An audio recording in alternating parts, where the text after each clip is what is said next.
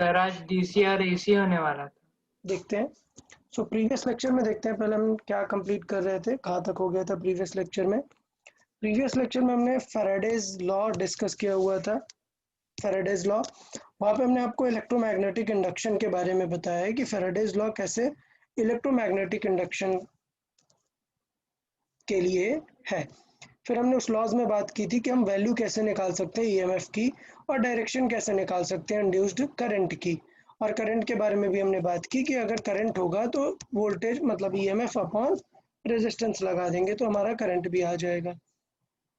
फिर उसके बाद हमने डिफरेंट डिफरेंट कैटेगरी डिस्कस की थी कि किस तरीके से हम फ्लक्स को चेंज कर सकते हैं, और वहाँ पे हमने कुछ सिंपलर मेथड्स देखे थे कि कैसे फ्लक्स को हम चेंज कर सकते हैं, इधर मैग्नेट को मूव करके और कॉइल मूव करके या फिर एंगल को चेंज करके। और हमने बताया कि एंगल को चेंज करना एक बहुत ही इंपॉर्टेंट पार्ट था। फिर उसके बाद हमने एक स्पेशल पॉइंट रीड किया था जिसमें हमने कंडक्टर को मूव कराया था और देखा था कि एक मूविंग कंडक्टर में कैसे ईएमएफ आ सकता है और कैसे करंट आ सकती है अगर सर्किट क्लोज होगा। ओके, तो यहाँ तक सबको क्लियर है, यहाँ तक जो हमने डिस्कस किया था। अभी हमें इसी हाँ पार्ट में थोड़ा सा और कुछ स्पेशल पॉइंट्स मार्क कर लेते हैं। तो कुछ स्पेशल पॉइंट्स और regarding that same moving sir conductor. EMF due to wire एक बार फिर से एक्सप्लेन कीजिए। Okay,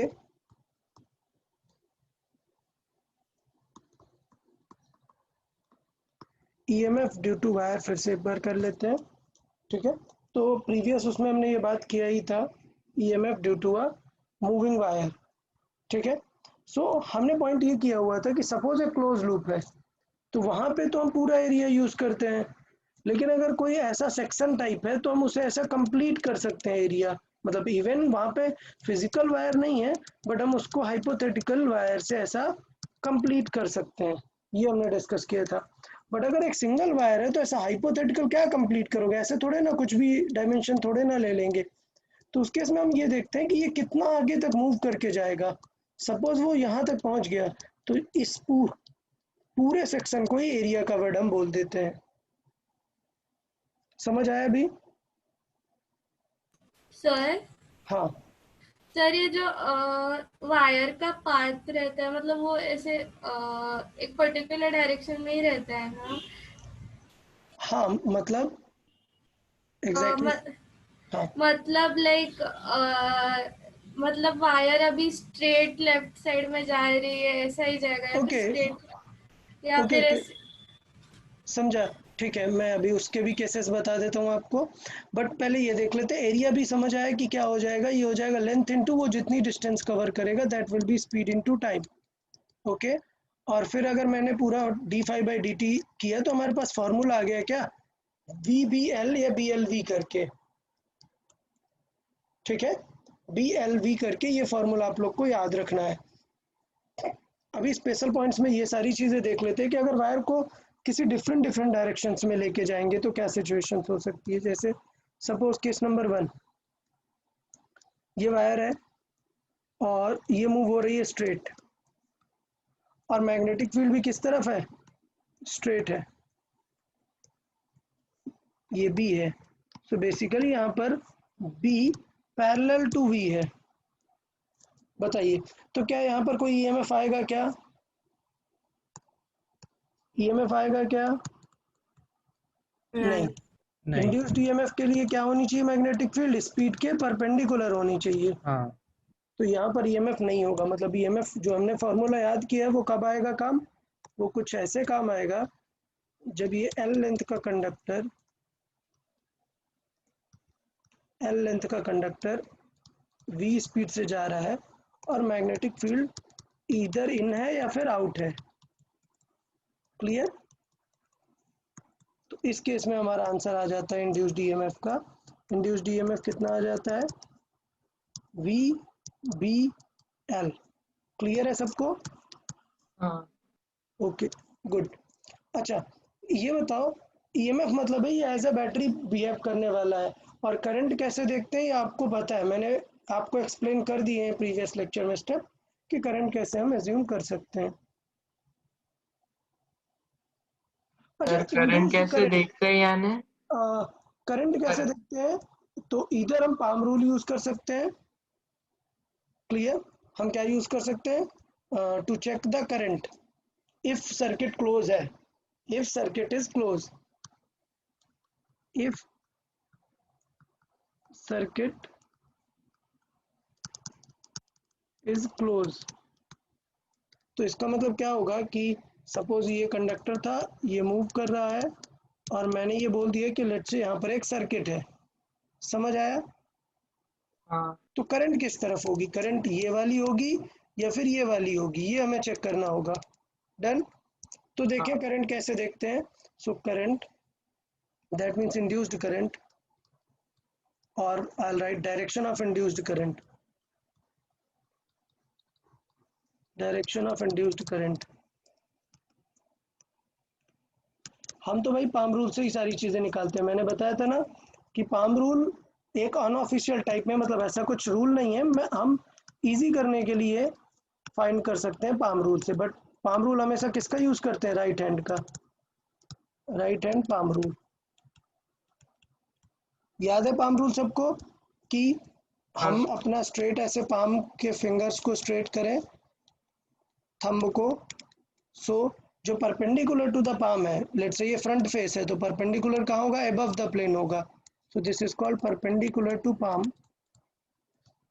this is thumb and these are direction of fingers. Okay, so fingers की तरफ में अगर हम क्या रख दें, फिंगर्स की तरफ क्या रखेंगे हम? Magnetic field. Magnetic magnetic field field. और थंब ओके, की तरफ चार्ज। ये सो फिंगर्स की तरफ हमने रखा बी, थंब की तरफ रखा हमने motion, motion motion V. So current आ जाएगा किसके में? परपेंडिकुलर टू द पाम में। ठीक, वो प्रीवियस केस था जिसमें हम फोर्स फाइंड कर रहे थे, तो फोर्स फाइंड करने में क्या किया था? उल्टा कर लिया था। फोर्स के लिए क्या किया था? फोर्स के लिए करंट को थंब में रखा था, मैग्नेटिक फील्ड को यहाँ पे रखा था, और परपेंडिकुलर टू पाम फोर्स। क्या दे रहा था? फोर्स दे रहा था। फोर्स। बेसिकली अननोन वाली चीज को परपेंडिकुलर में रख देते हैं हम। समझ आया? Right hand palm rule. अच्छा, बट ऑफिशियल रूल क्या है? ऑफिशियल वाला भी देख लेते हैं। ऑफिशियल वाला आप Right hand जानते हैं, rule. Right hand, Fleming's right hand rule. Fleming's right hand rule. So it is Fleming's, यानी फ्लेमिंग्स के दोनों रूल होते हैं, लेफ्ट हाँ दोनों रूल होते हैं। लेफ्ट हैंड किस में काम आता है? फोर्स फाइंड करने फोर्स में, फाइंड डायरेक्ट। करने में। ठीक है, और left hand right hand rule क्या होता है? ये इंड्यूस्ड करंट फाइंड करने में काम आता है, और ये ऑफिशियल है। अगर कभी ऑप्शन में पूछे कि which will give you the direction of induced current, तो Fleming right hand rule use करना, पाम रूल मत लिखें। तो एक बार मैं एक फिगर पे कर लेता हूँ फ्लेमिंग्स राइट हैंड रूल ना, Fleming's right hand rule.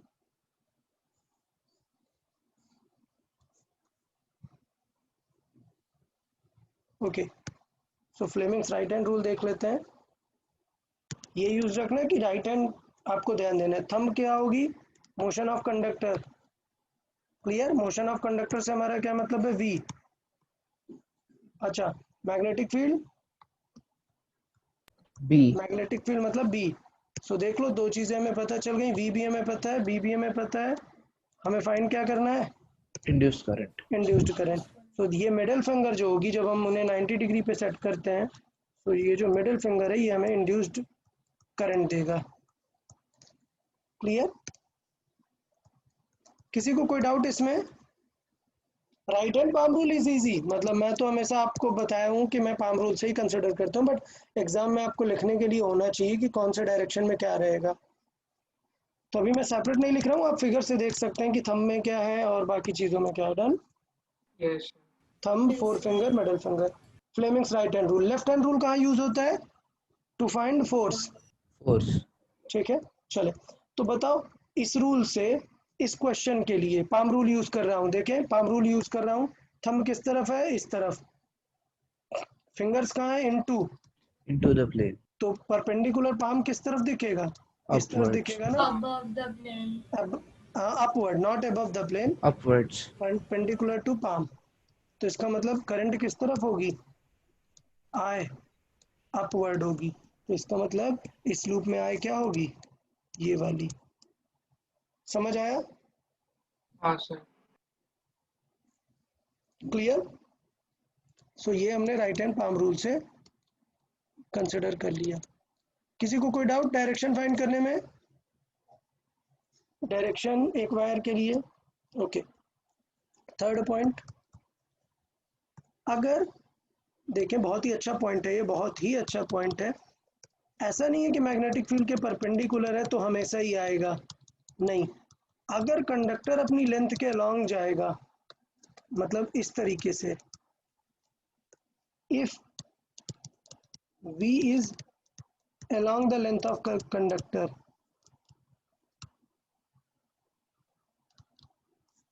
Sir तो क्या तो फिर सिचुएशन? करंट कुछ अलग ही हो रहा है। तो करंट आएगा ही नहीं ना, ठीक है। सो ऐसे क्वेश्चन में आपको समझ जाना है कि इंड्यूस्ड ईएमएफ क्या आने वाला है, जीरो आने वाला है, इंड्यूस ही नहीं होगा। समझ आया? तो बस ये स्पेसिफिक केस के लिए ही इंड्यूस होने वाला है। पॉइंट समझ में आया आपको? हाँ सर। इस केस में ईएमएफ ही इंड्यूस नहीं होने वाला है, तो करंट की डायरेक्शन ही नहीं निकालेंगे ना हम। हाँ ओके, लेट्स से ये सिचुएशन देख लेते हैं। मुझे लगता है आप लोग को ये आ जाना चाहिए। सपोज ये कंडक्टर ऐसे रैंडमली स्पीड से जा रहा है, रैंडम किसी थीटा एंगल पे। अब बताएं, सर वी कॉस थीटा लेंगे। ये बदल देते हैं, ये थीटा मैंने दे दिया है, अभी बताओ। सर फिर वी साइन थीटा लेंगे। Yes, very good.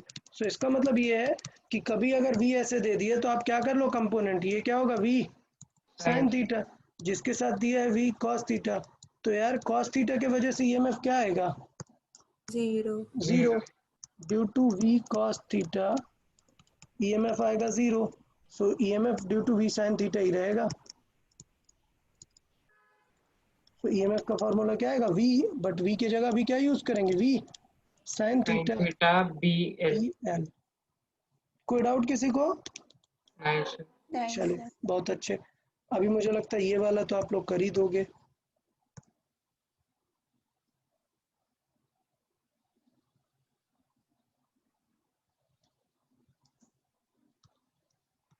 ये आर रेडियस का कंडक्टर है, आर रेडियस बताए, और लेट से ये मूव हो रहा है,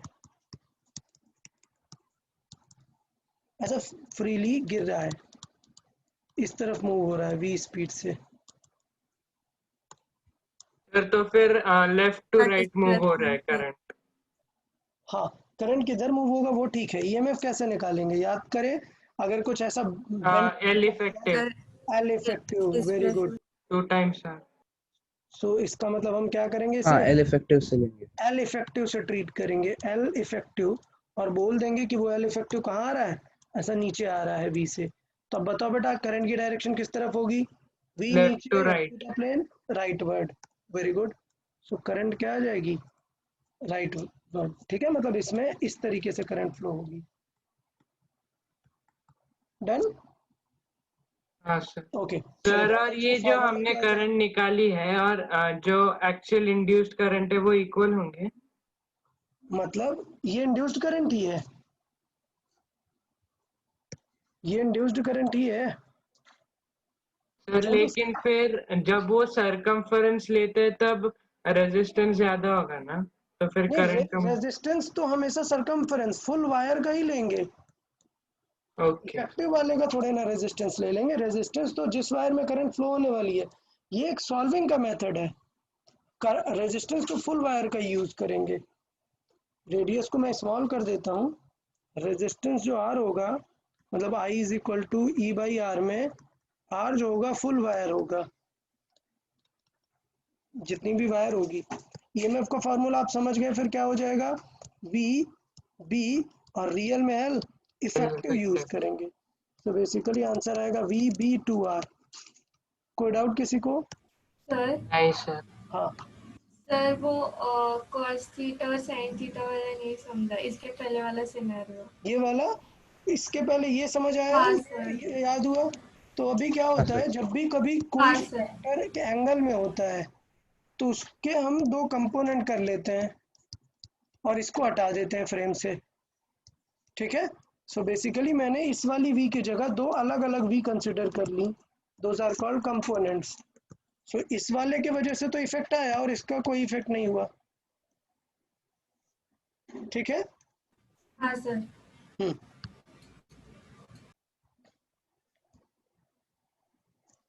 देन नेक्स्ट,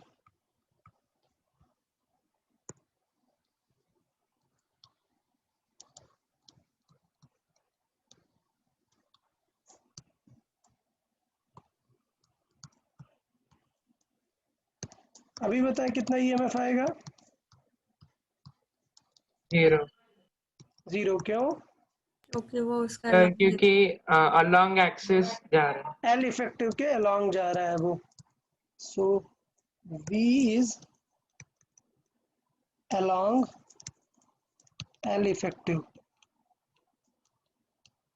ठीक है। सो ईएमएफ क्या आने वाला है? 0। चलो बहुत अच्छी बात है, यहाँ तक काफी अच्छी चीजें हमने यहाँ पर डिस्कस की। एक और सिनेरियो डिस्कस करते हैं।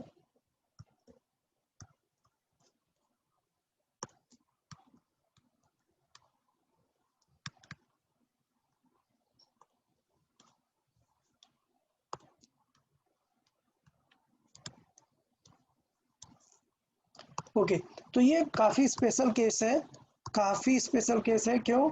क्योंकि यहाँ पे हम एकदम नई चीज डिस्कस करने वाले हैं। सोचो अगर कंडक्टर को हम मूव कराने की जगह रोटेट कराने लगे, आप देखिए ये क्यों इंपॉर्टेंट हो जाता है। When conductor is being rotated instead of linear motion, okay. Sir तो फिर angular velocity consider yes yes, so यहाँ पर ओमेगा आ जाता है। Omega, this becomes the angular velocity. Angular velocity unit क्या होता है इसका आपको पता है? रेडियन पर सेकेंड।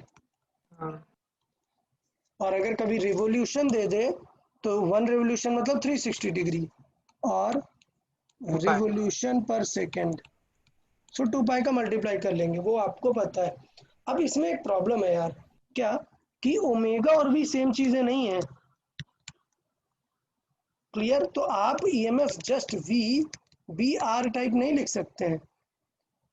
आप सर समझ रहे वो हैं? v is equal to omega r होता है ना। Very good. So v is equal to omega r होता है, तो इसका मतलब यहाँ पे क्या आने वाला है? Omega into L square. समझ आया क्या सबको? हाँ। अच्छा, अब एक गलती हो जाती है। गलती ये होती है कि फिजिक्स में चीजें ऐसे सिंपल मल्टीप्लाई करके नहीं करते हैं बिकॉज ये जो ओमेगा है वो तो सबका सेम है। Each particle will complete the circle in same time, but speed देखो, इधर वाले पॉइंट के पास स्पीड कितनी होगी? v into L by 2, but इधर वाले के पास स्पीड कितनी होगी? v into L. Sir distance ज्यादा कवर कर रहे हैं। क्या? सर हाँ, इसमें रेडियस क्या होगा? रेडियस नहीं, लेंथ हम मान रहे हैं ना, ये कंडक्टर का लेंथ एल है, ओके। हाँ, ठीक है। तो इसका मतलब ये है कि v देखो अलग अलग होता है, तो ऐसे सिंपल नहीं मल्टीप्लाई कर लेंगे, हम इस चीज को इंटीग्रेट करते हैं। हम क्या बोल देते हैं कि v is omega into x distance, और हम इंटीग्रेट करके जब फॉर्मूला लाते हैं तो आंसर आता है एक्स स्क्वायर बाई 2। तो आपको वो इंटीग्रेशन में नहीं सोचना है ज़्यादा, आपको टेंशन नहीं लेना है। आपको पता होगा वैसे कि एक्स का इंटीग्रेशन क्या आता है? X square by 2। तो इसका मतलब जब हम यहाँ इंटीग्रेट करेंगे तो एल स्क्वायर बाई 2 आता है, ना कि सिंपल एल आता है। तो मैं चाहूँगा कि आप लोग डायरेक्ट फार्मूला याद रखें। डायरेक्ट इंड्यूस्ड ईएमएफ का फार्मूला रहेगा क्या? Half B omega L square. Half को नहीं भूल जाना आपको। डन? सर तो यहाँ ये पे क्यों किया नहीं समझा। हाँ, वही मैं बताना चाह रहा हूँ कि वो अभी रिक्वायरमेंट नहीं है उसकी। क्यों? चलो अच्छा कर लेते हैं, अब आप जानना चाहते हैं तो कर लेते हैं हम यहाँ पर। यार ईएमएफ हमें चाहिए क्या होगा? वी बी एल, ठीक है। बट यार इस सारे एल के लिए वी अलग अलग है ना। देखो, जब मैं यहाँ वाले पॉइंट पे होऊंगा तब वी अलग होगा, यहाँ वाले पॉइंट पे अलग होगा। तो अगर मैं किसी एक्स पॉइंट पे देखूं तो वी कितना हो जाएगा? Omega into x. B into distance कहाँ तक की लेंगे?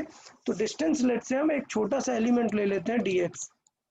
और जब हमें पूरा चाहिए होता है तो ये फिजिक्स में मेथड होता है कि लेट्स से हम 0 से L लेंथ के लिए इसको इंटीग्रेट करेंगे, ऐड करेंगे। तो ये सॉल्विंग मेथड होता है जिससे x का इंटीग्रेशन क्या आ जाएगा, x² / 2 और लिमिट क्या है 0 to L। तो ये फॉर्मूला आ जाता है। तो बिकॉज अभी ये रिक्वायर्ड नहीं है इसलिए मैंने इंटीग्रेशन आपको नहीं बताया कि क्या जरूरत है, बट आप रीजन बस समझ लें कि हर पॉइंट का एक अलग अलग स्पीड होगा, इसलिए हम सिंपल VBL को V को ओमेगा × L नहीं लिख सकते, सिंपल। समझ आया एटलीस्ट? हाँ सर। हाँ, कि ये हाँ नहीं सर। लिख सकते, हमें उस हाफ का रिक्वायरमेंट होगा जो कि हमें इंटीग्रेट करने से मिलेगा। तो यहाँ तक क्लियर है? अच्छा, अब इससे आपने कभी कभी देखा होगा, आपने ये देखा है कि कई बार आपने देखा होगा कि साइकिल वगैरह में छोटे से बल्ब लगा देते हैं, LED लगा देते हैं, तो जब हम साइकिल मूव कराते हैं वो बल्ब डायनामो। हाँ डायनामो। लाइट अप होता है, डायनामो का सेटअप। तो उसका सबसे बेसिक, एक बहुत ही बेसिक सेटअप यहाँ पे हम ले सकते हैं कि इंस्टेड ऑफ डायनामो हम बेसिक चीजों से भी एक करंट जनरेट कर सकते हैं। देखें क्या रीजन हो सकता है। सपोज एक व्हील है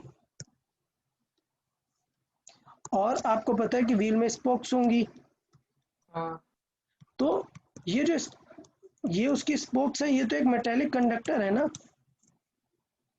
हाँ क्लियर? तो ये जो साइकिल की स्पोक्स होंगी वो एक कंडक्टर है, रेडियस R है अगर इसकी, तो L = कितना हो जाएगा, R। ठीक, रेडियस R है। तो अब ये समझो कि आपको ये पता होना चाहिए कि जो कंपास होता है वो नॉर्थ की तरफ पॉइंट करता है, हमने बताया हुआ है। क्यों? हाँ क्योंकि सपोज ये अर्थ है तो यहाँ पर हमेशा एक मैग्नेटिक फील्ड होती है जो ऑलवेज नॉर्थ की तरफ पॉइंट करती है, मतलब मैग्नेटिक फील्ड का कंपोनेंट। ठीक हाँ है, सर। तो इसका मतलब अगर ये ग्राउंड है और यहाँ पे एक साइकिल चल रही है, ऐसे रोटेट हो रही है, तो आप हमेशा याद रखें कि यहाँ पर हमेशा एक मैग्नेटिक फील्ड है, किस तरफ, नॉर्थ की तरफ पे। समझ आया सबको? हाँ सर। सर और वो यूनिफॉर्म कैसे होगी? यूनिफॉर्म होती है, क्या चीज? यूनिफॉर्म होती है मैग्नेटिक फील्ड। नहीं, उसका कंपोनेंट यूनिफॉर्म होगा, डिफरेंट प्लेस पे अलग अलग होगी। ओके। ठीक है, तो उसका कंपोनेंट अलग अलग होगा, मतलब अगर इंडिया में किसी जगह पे कुछ होगा, कहीं और पे कुछ होगा। ठीक है, हाँ लेट्स से हम उसके हॉरिजॉन्टल कंपोनेंट की बात करें, वो तो हमेशा सेम रहेगा। सपोज अभी B यहाँ पर इस एंगल पे है तो कंपोनेंट अलग रहेगा, इस एंगल पे है तो ये अलग रहेगा, बट इसका जो हॉरिजॉन्टल है डेप्थ वाला वो ऑलवेज सेम रहेगा। So let's say earth magnetic field है, तो इसका मतलब ये हुआ कि ये जो व्हील्स की स्पोक्स हैं ये ऐसे रोटेट हो रही हैं ना, क्लियर? तो इसका मतलब सारी स्पोक्स में क्या होगा, एक EMF इंड्यूस हो जाएगा। तो EMF इंड्यूस्ड कितना हो जाएगा, ओमेगा से घूम रहा है ना ये व्हील, अगर ओमेगा से घूम रहा है तो क्या हो जाएगा, हाफ, बताएं, half b b v b omega L², यहाँ पे है R²। ठीक, ये किसी एक स्पोक का है, सिंगल स्पोक का। सोचो अगर उसमें 20 स्पोक्स हैं तो क्या होगा, 10 b 20 b times। B omega r. Okay. तो ऐसा नहीं होने वाला है, रीजन कि ये जो कंडक्टर है सारी स्पोक्स हैं वो सारे पैरेलल में कनेक्टेड है ना। आप देखो, सपोज ये सब लोग करंट ऐसे देने वाले हैं तो ये सारे पॉइंट कनेक्टेड होंगे ना एक मेटल से, तो all the spokes are connected in parallel. So if n spokes are there,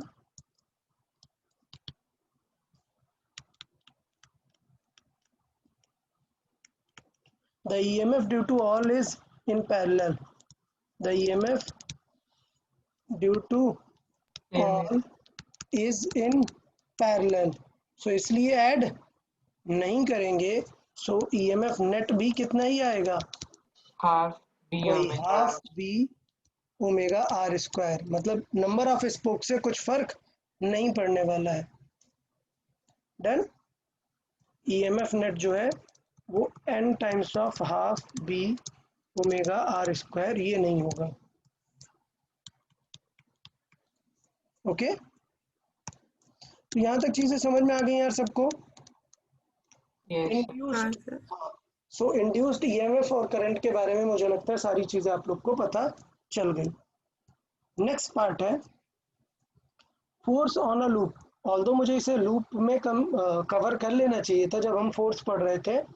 तो याद है हमने फोर्स, एक चार्ज पे फोर्स पढ़ा है, मैग्नेटिक फील्ड में एक चार्ज हो, क्या फोर्स का फॉर्मूला होता है? एक चार्ज अगर मूव हो रहा है, यस, यूवीबी। तो एक क्यू चार्ज v स्पीड से मूव हो रहा है तो फोर्स का फॉर्मूला होता है Q V B sine theta use कर लेंगे। लेट्स से अभी परपेंडिकुलर लिया है, so there is no need of sine theta. Let's say कोई कंडक्टर मूव हो रहा है, आई कंडक्टर, एल बी। हाँ, और इसमें लेट्स से करंट है, एक कंडक्टर में करंट फील हो रही है, सो क्या हो जाएगा? F I L B. I'll be. Clear? तो ये हो हाँ। गया कंडक्टर अगर ऐसे रखा हुआ है। थर्ड स्पेशल पॉइंट है, मतलब फोर्स से रिलेटेड, अगर ऐसे मैग्नेटिक फील्ड है और लेट से एक क्लोज लूप रखा है,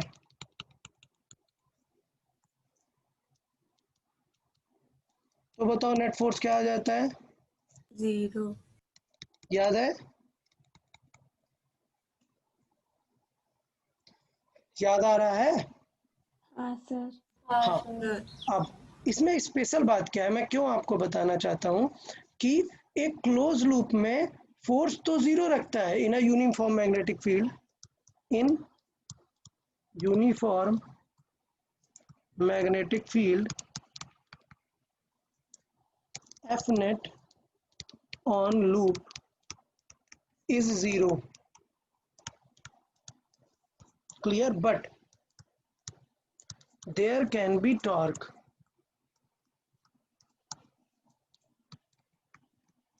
अच्छा, टॉर्क क्या चीज सर होती है वो पता एफ है? नेट 0 कैसे आता है? भूल गए क्या? L effective L effective 0. 0 हो जाता है। हाँ। ठीक है, फिर हमने फोर्स निकाल के भी एक बार बता दिया था कि ऑल फोर वायर्स में, याद आ रहा है ना, इसमें फोर्स इधर, इसमें फोर्स इधर, इसमें फोर्स हाँ। इधर, इसमें हाँ। फोर्स, सब कैंसिल हो रहा है। ठीक है, बट टॉर्क लगता है यार। टॉर्क क्या चीज है देखो मैं बताता हूँ। टॉर्क देखें, सपोज ये एक ऑब्जेक्ट है, इस पे ऊपर एक फोर्स लग रहा है, नीचे एक फोर्स लग रहा है, दोनों एफ है। बताओ what is net force? 0। 0. Zero. What is torque? Zero. अभी आपको पता ही नहीं है कि टॉर्क क्या चीज है, कैसे? तो मैं आपको बताऊं कि टॉर्क क्या चीज है। It gives you the feeling of rotation. So torque is it gives rotation to object. Object को क्या प्रोवाइड करता है? ये रोटेशन। तो अभी बताओ, मैंने अगर एक पॉइंट पे दो फोर्स लगाए तो क्या कुछ चांस है क्या रोटेट होने के? बिल्कुल नहीं है। लेकिन नहीं। मैं आपको एक फिगर बताता हूँ जिसमें आपको तुरंत फील हो जाएगा। इस फिगर में बताओ, अगर आप ऐसे एक प्लेट ले लो, एक अपना पेन ले लो, घर पे ही एक पेन ले लो, अभी बताओ इसमें फोर्स नेट कितना है? 0। बट क्या टॉर्क नेट 0 होना चाहिए क्या? नहीं नहीं सर। क्यों? क्योंकि these force are going to rotate it. Sir समझ आया? या सर वो force into distance from the yes point. Yes yes, moment is called the torque. ठीक है, सो इसका मतलब they are going to rotate. So torque is basically calculated as force into distance between. Sir या sir अगर ये दोनों force same direction में रहते थे और जो सेंटर का पॉइंट है उससे सेम डिस्टेंस पे लगते थे तो फिर ऑब्जेक्ट मूव ही नहीं होता था क्या? मूव होगा ना, किस, ये सेटअप क्या, दोनों अपवर्ड डायरेक्शन में। डायरेक्शन में ये, अपवर्ड डायरेक्शन में मूव होगा बट रोटेट नहीं होगा। हाँ रोटेट नहीं होगा ना, क्योंकि ये इधर रोटेट करेगा ऐसे, ये वाला फोर्स कैसे रोटेट करेगा? ऐसे कैंसिल होंगे दोनों। नहीं रोटेट होगा। हाँ सर। अब अगर आप इसे थोड़ा कम लगाओ, 10 लगाओ और इसे 50 लगाओ, तो ये वाला ज़्यादा रोटेट कर देगा ना, ये नहीं कर पाएगा उतना ज़्यादा, तो रोटेट हो जाएगा, मतलब टॉर्क आएगा वहाँ पर। समझ आया क्या सबको टॉर्क? हाँ सर। हाँ ओके, वेरी गुड। सो अब हम देख लेते हैं यहाँ पर केसेस के फॉर्मेट में। सपोज ये लूप रखा हुआ है, समझिएगा आप लोग, इंपॉर्टेंट है क्योंकि आज हमें जो चीज़ें पढ़नी है उनके लिए ये बेसिक्स हैं, ये बेसिक पता होना चाहिए। लेट्स से करंट इसमें जा रही है, करंट ऐसे मूव हो रही है, मतलब इस वायर में करंट ऐसे, इस वायर में करंट ऐसे, इस वायर में करंट ऐसे और इस वायर में करंट ऐसे। डन, सबको समझ आया? Magnetic sir. फील्ड है let's say into the plane.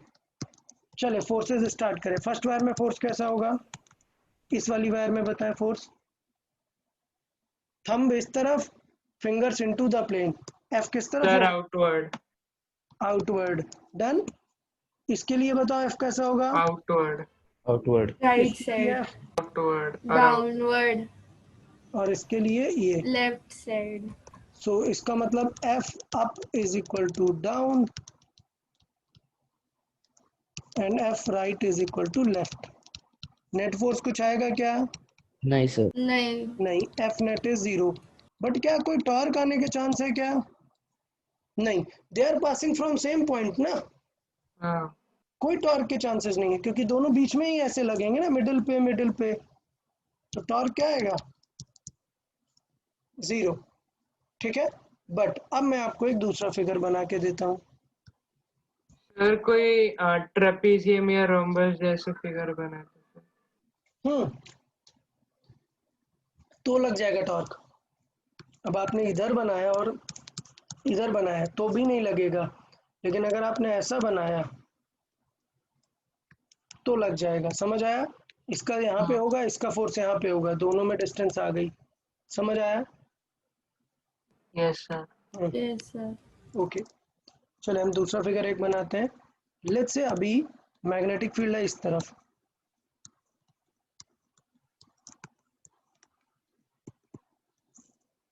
अब ये रखा हुआ है लूप और इसमें फ्लो हो रही है करंट। तो ये वायर में करंट होगी ऐसे, ये वाली वायर में करंट होगी ऐसे, ये वाली वायर में करंट होगी ऐसे और ये वाली वायर में करंट ऐसे। चले अब कैलकुलेट करें force. Direction of force I need in all. बताएं इस वायर में क्या होगा फोर्स?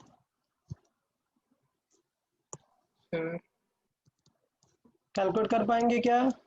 नहीं। नहीं, क्योंकि ये नहीं अलॉन्ग कर परपेंडिकुलर है ही पाएंगे। नहीं। परपेंडिकुलर है ही नहीं, परपेंडिकुलर। ये भी है और यही मैग्नेटिक फील्ड है। करंट और ठीक है, मैग्नेटिक फील्ड की हाँ, डायरेक्शन से। करंट की डायरेक्शन और मैग्नेटिक फील्ड की डायरेक्शन सेम है, तो एफ क्या आने वाला है? 0 आने वाला है। तो इसमें एफ लगेगा क्या? नहीं, ये हो गया F0, ये भी क्या आएगा? F0। क्लियर? हाँ। अच्छा, अब बात करते हैं B2C। चलो B2C बताओ। करंट इधर, मैग्नेटिक फील्ड इस तरफ, perpendicular to the upward. Palm, upward. Above the plane या ऐसा? नहीं नहीं, above the. The plane. Above the plane. Clear ना? ये इस तरफ, finger downward, thumb downward, fingers इस तरफ, परपेंडिकुलर टू पाम अपवर्ड। तो ये देखो बहुत ही अच्छी बात आई कि इस पे जो फोर्स है, इस पे जो फोर्स आएगा वो कैसा होगा? Upward, above the plane, above the plane. बहुत ही सर अच्छी बात मतलब समझ आई। रोटेशनल फोर्स राइट होगा। रोटेशनल फोर्स आने वाले हैं इसमें, और ये मैं आगे जाके आपको बताऊंगा कि इसका यूज क्या है, हम क्यों पढ़ रहे हैं। Below the plane. Into the plane. ये क्या हो जाएगा? Current downward. इधर, मैग्नेटिक फील्ड इधर, into the plane. So into force the plane. कैसा होगा? Into the plane. सॉरी, ये गलत लिख दिया मैंने, ये अबव द प्लेन था और ये into the plane, into the plane. तो अब बताओ ये क्या करेंगे, कैसे रोटेट कर देंगे? इसे रोटेट कर देंगे ना। हाँ। तो हाँ अगर मैं अभी भी एंड देखूं नेट फोर्स, अगर मैं नेट फोर्स देखूं एफ नेट, तो वो तो अभी भी 0 होगा क्योंकि अप, अबव और डाउन कैंसिल कर देंगे ना दोनों, एफ नेट 0 होगा बट टॉर्क 0 होगा क्या? नहीं, नहीं। टॉर्क 0 नहीं होगा। कैसे निकालेंगे? फोर्स इनटू डिस्टेंस से। याद आया? टॉर्क कैसे निकालेंगे? Force into distance. बताओ भाई तो फोर्स लेकिन कितना है? इसमें डिस्टेंस कौन सा लेंगे? अरे दो फोर्सेस के बीच का डिस्टेंस ना, एक फोर्स इनटू है, एक फोर्स आउट है, ये डिस्टेंस ये होगी ना। क्लियर? सर मतलब ए बी। हाँ मतलब एल लेंथ का लूप है अगर तो एल ए बी। ठीक है। अच्छा ये बताओ ये घूमेगा कैसे? अब एक इनटू द प्लेन बन रहा है और एंटी क्लॉकवाइज। हाँ, तो इसका मतलब ये है कि ये जो चीज है ये इनटू द प्लेन लगेगा और ये आउट ऑफ द प्लेन लगेगा। मतलब इस चीज को ये इनटू और आउट, मतलब ये कैसा रोटेट होने वाला है? इस तरीके से रोटेट होने वाला है। समझ आया? हाँ, हाँ सर। इनटू जाने वाला है। डाउनवर्ड मतलब ये इसे नीचे ले जाएगा और ये उसको ऊपर आ जाएगा। तो वो आगे हम देखेंगे। सो पॉइंट ये है कि the loop will rotate, the loop will rotate, so the loop will rotate। और कितना टॉर्क लगेगा? F into distance. F का फॉर्मूला याद आ रहा है? बताओ जल्दी से। I I L B. ILB B into distance इनके बीच कितनी है? AB L। सो इसका मतलब क्या आ जाएगा? I IL square L B। Square B। Done. एक चीज यार इसमें मिसिंग है। Sine theta. हाँ क्या थी? साइन थीटा नहीं, सॉरी। इसमें ये मिसिंग है कि सपोज बहुत सारे लूप्स रख दूं, n number of loops are there, if n number of loops are there, तो n टाइम्स हो जाएंगी ना चीजें। हाँ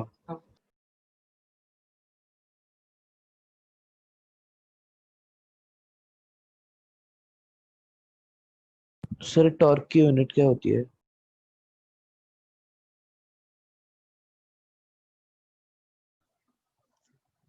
टॉर्क देख लो ना, force into distance, newton metre. ठीक है। सर। हेलो। Yes sir. हाँ, न्यूटन इंटू मीटर हो जाएगी ना unit. Suppose n number of loops है तो इसका मतलब n टाइम्स हो जाएगी ना ये चीज, n times I square, sorry I L square B. Clear है? हम लूप कैसा मान रहे हैं? स्क्वायर लूप मान रहे हैं हम, तभी एल और वो ए बी सारी चीजें हमने क्या ली हैं? सेम ली हैं। Square loop. अच्छा अगर स्क्वायर लूप नहीं होता तो इमेजिन करो एक बार ए डी लेंथ यूज हो रही है और एक बार ए बी लेंथ यूज हो रही है, so indirectly length into width use हो रहा है ना। आप देख रहे हैं जब फोर्स निकाल रहे हैं तो कौन सी लेंथ यूज होगी? एडी वाली। और जो बीच की डिस्टेंस होगी वो क्या होगी? ए बी वाली। तो लेंथ इनटू विड्थ होगा ना, मतलब एरिया लिख सकते हैं ना इस एल स्क्वायर को। समझ आया क्या सबको? हाँ हाँ हाँ। हाँ सर। ओके। तो मैं इसको ऐसा डिटेल में लिख दूं क्या? ऐसा बेटर रहेगा। यहाँ पे आई इंटू, एरिया कैसे? एक मिनट, हम यहाँ पे फोर्स क्या लिखेंगे? I L B. ठीक है। मतलब आई इंटू लेंथ क्या होगी? A D into B. Clear? और मैं ये ऐसे लिख देता हूँ, लेंथ ऑफ ए डी, ये हुआ, इनटू जब हमें टॉर्क निकालना है तो बीच की डिस्टेंस क्या बचेगी? Length of A B. हाँ क्लियर? तो इसका मतलब अगर even n number of loops हैं तो मैं लिखूंगा n आई, यहाँ पे b को मैंने अलग कर लिया। अब देखो क्या होगा? Length area of A D into length of A B. So indirectly ये परपेंडिकुलर, ये लेंथ और विड्थ यूज हो रही है ना मल्टीप्लाई में, तो इसका मतलब ये हाँ। क्या हो जाएगा? Area of the loop. So N I B, ये हो जाएगा ए क्या है? Area of the loop. तो ये एक हमारा फॉर्मूला बन जाता है किसका? टॉर्क का, area of the loop. Sir sir torque हमेशा क्लोज लूप में ही होगा ना? हाँ क्लोज लूप में ही होगा ना, तभी तो करंट फ्लो हो रही है होगी। हाँ बताएं। सर अगर कोई भी रैंडम शेप का लूप हो तो उसका एरिया यूज कर सकते हैं। ये दो यूनिट्स हैं, लेंथ इनटू विड्थ टाइप, तो किसी भी टाइप का आप लूप ले लो आएगा यही। हाँ सर। ठीक है, बट रैंडम क्यों नहीं लेंगे, क्योंकि ये थोड़ा फिर डिस्टेंस, टॉर्क की पोजीशन, फोर्स की पोजीशन सारा कुछ बदल जाएगा, इसलिए हम सिमेट्रिक एलिमेंट ले रहे हैं। ओके, हाँ सर। सर सर्कल में कैसे होगा? इसीलिए तो हम बोल रहे हैं कि सर्कल कॉइल में नहीं आएगा, स्क्वायर में आ रहा है, सर्कल कॉइल में नहीं आएगा ना। एल इफेक्टिव लोगे दोनों ही क्या होंगे, कैंसिल कर देंगे, सर्कुलर कॉइल में नहीं आएगा। ओके। डिफरेंट डिफरेंट केस से अकॉर्डिंग हमें वो देखना पड़ेगा कि किस तरीके से किस में आएगा।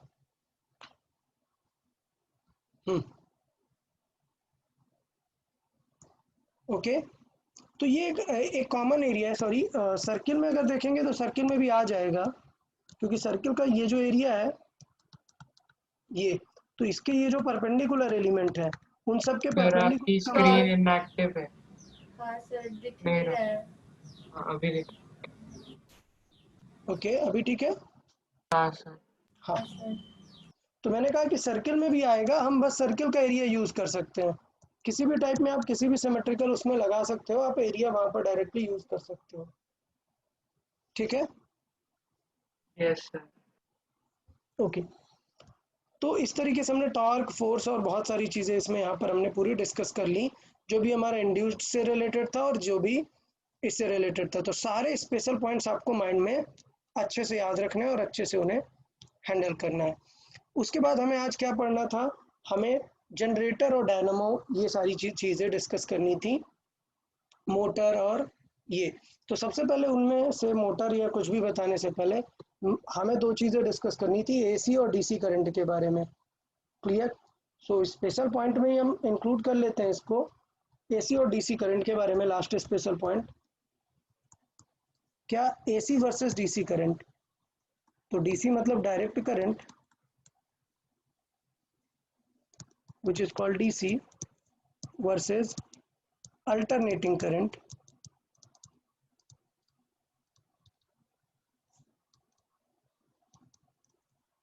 अल्टरनेटिंग करंट मतलब AC, ये हमें डिस्कस करना है। तो सबसे पहले फिगर के थ्रू देखते हैं डायरेक्ट करंट कैसी हो सकती है। DC, DC can be both constant और वेरिएबल। मतलब कांस्टेंट मतलब सपोज ये टाइम है और ये करंट है, करंट अभी क्या है, बदल नहीं रही है ये फिगर के अकॉर्डिंग, तो इस टाइप के करंट को क्या बोलेंगे, डीसी करंट। लेट्स से कुछ 2 एम्पियर है तो 2 एम्पियर ही रहेगी। वेरिएबल डीसी क्या होता है, जिसमें करंट कुछ चेंज हो रही है, हमें नहीं पता, कुछ तो ऐसे कैसे भी चेंज हो रही है, तो ये क्या हो जाएगी, वेरिएबल डीसी। बट एसी की एक बहुत ही अलग खास बात है, एसी का मतलब होता है चेंजिंग साइन, अल्टरनेटिंग का मीनिंग होता है चेंजिंग इट्स साइन।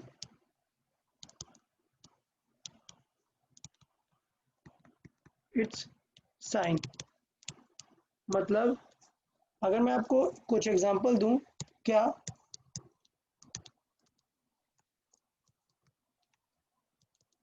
ये एसी करंट है, एसी है क्या ये? नहीं। नहीं। क्यों? क्योंकि it is always positive, the I here is always positive, तो ये एसी नहीं है। तो एसी की आइडेंटिफिकेशन क्या है भाई, साइन चेंज करता रहना चाहिए। मतलब लेट से, तो ये क्या हो गई, एक एसी हो गई, प्लस है माइनस है, प्लस है माइनस है, लाइकवाइज। तो आई चेंज कर रहा है साइन, इसलिए ये क्या हो जाएगी, एक AC current. Done. Different different type के एसी हैं, ऐसा कुछ हमारे सिलेबस में नहीं है तो मैं ऐसा कुछ डिटेल नहीं जा रहा हूँ। डिफरेंट डिफरेंट फिगर हो सकते हैं, जैसे ये जो मैं बना रहा हूँ ये फेमस साइन कर्व होता है, तो इसलिए इसको साइनोसॉइडल एसी बोलते हैं, इसको ट्रायंगुलर एसी बोलते हैं। ये सब हमारे अभी पार्ट नहीं है तो हम उतना डिटेल पे नहीं जाएंगे, बट एसी समझ आया क्या, कि हाफ साइकिल के लिए ये जो है करंट चेंज होती रहती है इसकी। तो ये जो सर साइकिल है, और हाँ जो फर्स्ट चैप्टर था उसमें हमने स्टडी किया था कि electricity is the flow of electrons, या तो तो मतलब उससे कैसे रिलेट फ्लो ऑफ करते हैं? इलेक्ट्रॉन चेंज हो रहा है। अल्टरनेटिंग करंट का मतलब यह है कि सपोज एक बार फ्लो ऑफ इलेक्ट्रॉन हो रहा है, फिर वो इम्पल्स में हो रहा है, मतलब पहले उन्होंने दिया एक स्पीड, फिर सडनली जीरो कर दी, तो मतलब उतना ही ईएमएफ नेगेटिव में आने लग जाएगा ना, तो वो तुरंत नेगेटिव में पहुंचेगा, फिर उन्हें पॉजिटिव इम्पल्स मिलेगा। So alternating current generation is of course generation of current, but direction बार बार बदल जाती है। सर तो उससे फ्लो इफेक्ट ऑफ क्या होता इलेक्ट्रॉन है? है, फ्लो ऑफ इलेक्ट्रॉन है, सिर्फ डायरेक्शन बार बार बदल रही है कंडक्टर में। सर हाँ सर जब ये मतलब वैल्यू चेंज कर रहा है फ्रॉम पॉजिटिव टू नेगेटिव, तो फिर वो मैग्नीट्यूड सेम है क्या? मतलब +5 होगा तो हाँ, -5 +5 होगा तो -5 होगा। हाँ, तो फिर ऐसे करंट कैंसल नहीं करेंगे क्या? कैंसल नहीं होगी, यही पॉइंट है कि ये फास्ट फ्रिक्वेंसी से करंट मूव होती है, कैंसल नहीं होगी। हाँ, अगर आप बोलो कि इन 1 सेकेंड, अब अगर आप कोई इंस्ट्रूमेंट लगा के चेक करो कि लेट से आपने अमीटर लगा दिया, रीडिंग ऑफ अमीटर अगर मैं बताऊं, अगर आपने एक एसी वायर में अमीटर लगा दिया, लेट से एक वायर में एसी करंट जा रही है, सो for AC reading of ammeter क्या होगी? Always zero.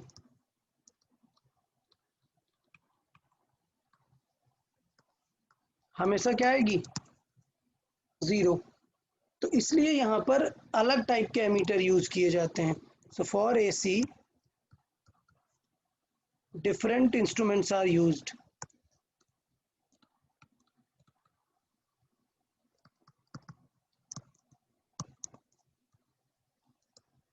और उनको हम बोलते हैं हॉट वायर अमीटर और hot wire voltmeter. Hot wire का मतलब क्या है? मतलब उसमें हीट डिटेक्ट करके चेक करते हैं कि कितनी करंट होगी। क्यों? क्योंकि चाहे बेटा वो पॉजिटिव में जाए चाहे नेगेटिव में जाए, इम्पैक्ट तो दे ही रही होगी वो, याद है? तो वो जो I²RT आता है, वो हीट तो निकल ही रही होगी ना। हाँ सो हीट से डिटेक्ट करते हैं कि कितनी करंट सर्किट में फ्लो हो रही सर है। इलेक्ट्रिक इम्पल्स मतलब क्या? इम्पल्स मतलब ये जो ग्राफ है, मैं इसी को बोल रहा हूँ कि एक पैकेट ऑफ एनर्जी बार बार जो जा रहा है एक पर्टिकुलर टाइम इंस्टेंट पे। यहाँ पर जैसे मैंने बात की टाइम, तो ये जो A to C है, मतलब एक बार वो प्लस गया और एक बार माइनस गया, तो ये जो time used in A to C है, इसको हम बोलते हैं उसका टाइम पीरियड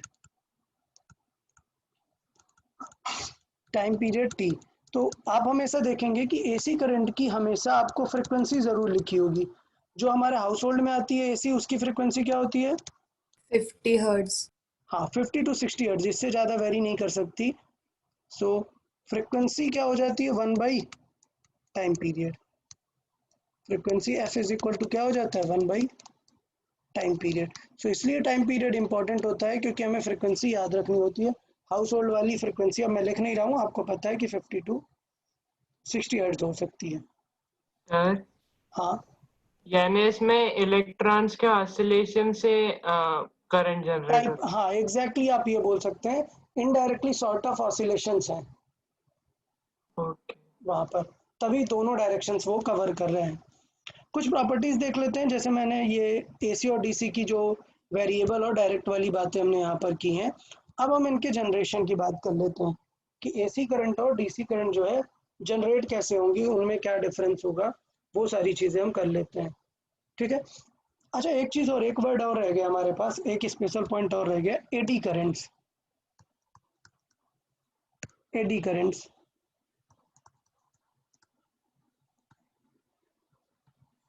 देखिए, एडी करंट्स क्या चीज़ है? एडी करंट्स क्या होता है? आपको ये पता है कि अगर सर मैग्नेटिक आपकी फील्ड, स्क्रीन है ना? सर वो बीच बीच में यानी लैग है, आप जो बोल रहे हो और आप स्क्रीन पे जो लिख रहे हो। ओके, मे बी नेटवर्क का कुछ इशू हो सकता है, पता नहीं, मेरे साइड से तो लग नहीं रहा होना चाहिए, बट ठीक है। देखें अभी क्या था, आपको ये याद है कि अगर मैग्नेटिक फ्लक्स चेंज होगा, देखें सपोज मैग्नेटिक फील्ड है यहाँ पर और एक लूप लेके आप आ रहे हो, तो इसमें क्या डेवलप होने वाली है, एक induce current. Induced current. Induced current. Induced current, तो ये भाई अभी आपका लूप है। अगर लूप है तो यार इस लूप में आपको पता है कि ये अंदर की तरफ जा रहा है, तो एक इंड्यूस्ड, अभी मैं डायरेक्शन नहीं ध्यान दे रहा हूँ, मैं बोल रहा हूँ कि इस लूप में करंट आ जाएगी, इंड्यूस्ड करंट। अब सेम सिनेरियो को फील करिएगा एक डिफरेंट पैटर्न पे। क्या होगा अगर ये प्लेट होती, इंस्टेड ऑफ लूप अगर ये प्लेट होती और ये आगे मूव कर रही होती, तब क्या प्रॉब्लम होती? सर उसमें एग्जैक्टली डायरेक्शन नहीं फाइंड कर सकते। हाँ नहीं, ये तो पता होता है कि क्लॉकवाइज जा रही है, कहाँ पर जा रही है, वो कौन सा लूप चूज हाँ करने वाली है, अब आप ये नहीं इंश्योर कर सकते हैं। देखो मैंने एक प्लेट के अंदर इनफाइनाइट पॉसिबिलिटी ऑफ लूप्स हो जाएगी ना, हाँ सर। तो इसका मतलब ये है कि अब हम बोल ही नहीं सकते हैं करंट कहाँ कब कैसे रोटेट हो जाएगी, नहीं बता सकते हैं। तो ये मैंने फिगर्स में काफी रैंडम सर्कुलेशन ऑफ करंट बता दिया है। क्लियर? तो सर ये जो फर्स्ट केस इंड्यूस्ड में करंट, करंट एंटी क्लॉकवाइज होगी। अरे मैंने कहा है डायरेक्शन नहीं ध्यान दिया मैंने, ठीक है आप लोग देख लेंगे। अंदर जा रहे हैं, फ्लक्स क्या हो रहा है, बढ़ रहा है, हमें क्या करना पड़ेगा, कम करना पड़ेगा। ऑलरेडी डाउनवर्ड है तो हम कहाँ लगाएंगे, अपवर्ड, अपवर्ड लगाएंगे तो एंटी क्लॉकवाइज हो जाएगी। ठीक है, तो यहां पर करंट क्या होंगी, लूप्स टाइप बनाने लग जाएंगी। क्लियर? ये पॉइंट सबको समझ आया कि यस करंट की जो कोई फिक्स डायरेक्शन है वो नहीं बता पाएंगे, एक मतलब बहुत सारे सर्कुलेटरी नेचर पे रहेगी वो करंट। तो इस टाइप की करंट को क्या बोलते हैं हम, एडी करंट्स। समझ आया? एडी करंट्स एक्चुअली ये इसको हम अगर आपको एग्जैक्ट समझना है तो जो वाटर फ्लो करता है ना, जब वाटर और बीच में हमने कोई ऑब्जेक्ट अगर लगा दिया, ये एक ऑब्जेक्ट लगा दिए, तो आप देखेंगे कि जो वाटर स्ट्रीम है अब वो इसके अराउंड सर्कुलेट होने लगेगी, ऐसे ऐसे ऐसे। ठीक है, अब ये ने देखा है ये सर्कुलेशंस, हाँ वॉर्टेक्स हाँ हाँ बनाएगा। yes, sir. तो ये जो वॉर्टेक्स टाइप है ना, ये है indirectly eddy currents. Eddy currents ऐसी ही हो जाती हैं। तो बताओ हमारे किसी यूज में आएगी क्या ये चीज? नहीं। आप ऐसे प्लेट में यूज कर पाओगे क्या? नहीं। नहीं कर पाएंगे। तो बेसिकली एडी करंट हमारा मटेरियल को इतना ज़्यादा करंट फ्लो होता है कि हीट डेवलप होना लग जाता है। सो बेसिकली एडी करंट क्या करती हैं, लॉसेस क्रिएट करती हैं, बहुत सारा हीट जनरेट करती हैं। सर, लेकिन वो हीट करने में किसी ऑब्जेक्ट का वगैरह यूज कर सकते हैं? हाँ बिल्कुल कर सकते हैं, बहुत ही अच्छा। सो एक डिसएडवांटेज है कि हीट लॉस बहुत ज़्यादा होता है, और इसी को आप एज ए एडवांटेज भी यूज़ कर सकते हो। हीट करने में यूज़ किया जाता है एडी करंट्स को। Clear? So heat loss both advantage भी है और डिसएडवांटेज भी है। समझ आया? Yes sir.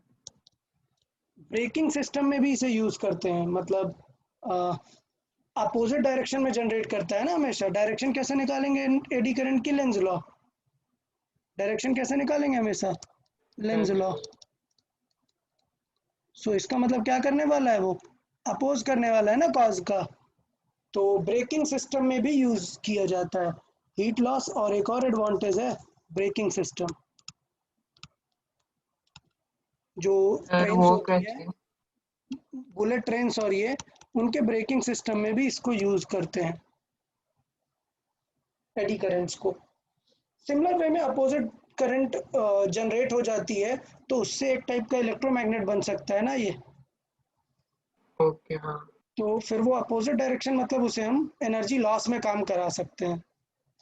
चले वापस आते हैं और हम अपने मेन टॉपिक पे आते हैं। काफ़ी सारे आज स्पेशल पॉइंट्स हो गए, हम मेन टॉपिक पे आते हैं। आज का हमारा टॉपिक है एसी जनरेटर या डायनामो।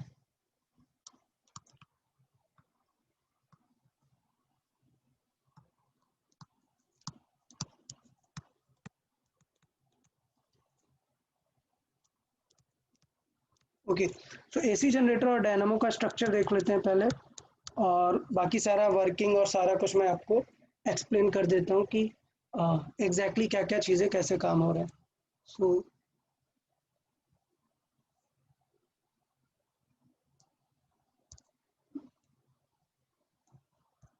देखिए, तो यहाँ पर हमें करंट जनरेट करना है। करंट जनरेट करने का मैंने सोल पर्पस बताया था, क्या चेंज करा दो, ईएमएफ इंड्यूस करा दो। ईएमएफ इंड्यूस कराने के लिए क्या चेंज कराना है, फ्लक्स। Flux. फ्लक्स चेंज कराना है। और फ्लक्स। फ्लक्स चेंज कराने के बहुत सारे मेथड थे, क्या मैग्नेट को मूव करा दो, या फिर वायर को मूव करा दो, या फिर एंगल चेंज करा दो।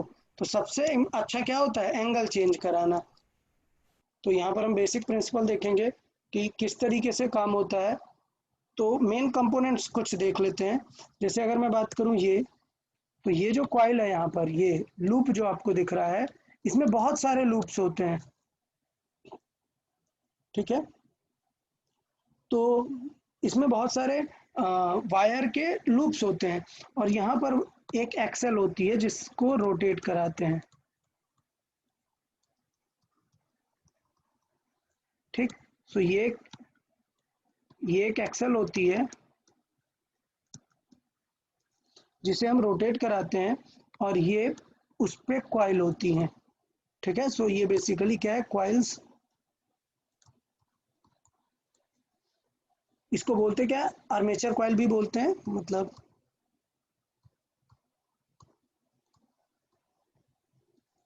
आर्मेचर कॉइल होती है। इसमें क्या होते हैं, बहुत सारे नंबर ऑफ टर्न्स पे कॉपर वायर जो है रैप्ड होती है एज अ लूप, ABCD जो भी यहाँ पर है। और एक एक्सेल के थ्रू मैकेनिकल सेटअप से हम क्या करते हैं, इसे रोटेट करते हैं। तो ये जो ओमेगा लिखा है, ये इसके रोटेशन को आपको बता रहा है। ये दो मैग्नेट्स हो गए। आप देख रहे हो मैग्नेट ऐसे सिलेंड्रिकल शेप है, क्यों ऐसा है बताएंगे, कोई रीजन बताएगा।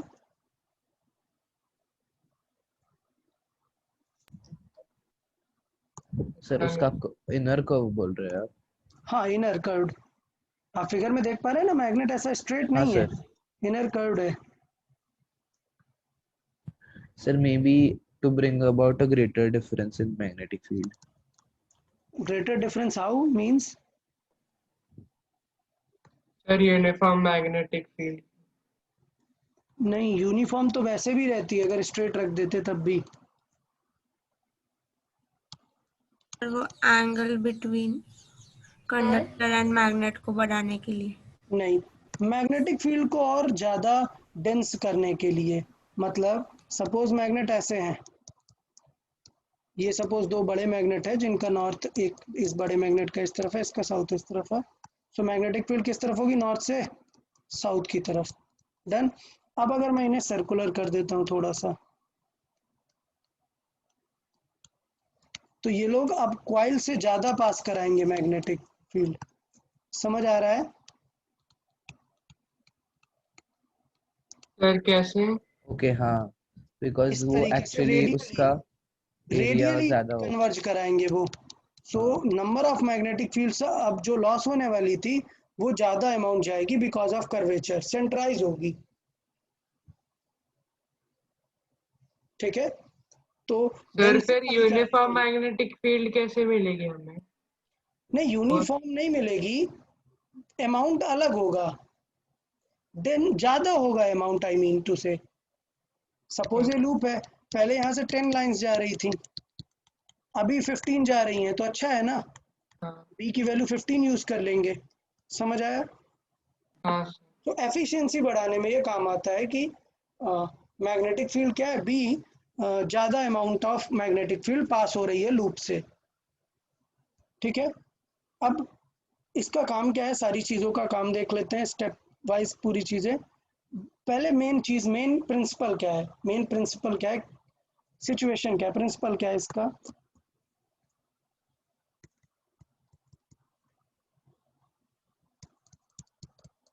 इसका मेन प्रिंसिपल है कि लूप को रोटेट करेंगे, तो जो आर्मेचर कॉइल है, आर्मेचर कॉइल को रोटेट करेंगे। अच्छा नहीं, अभी अगर मेन पॉइंट मैं बताऊं तो मेन पॉइंट ये है ईएमएफ पे बेस्ड है। कैसे? When flux changes through the loop,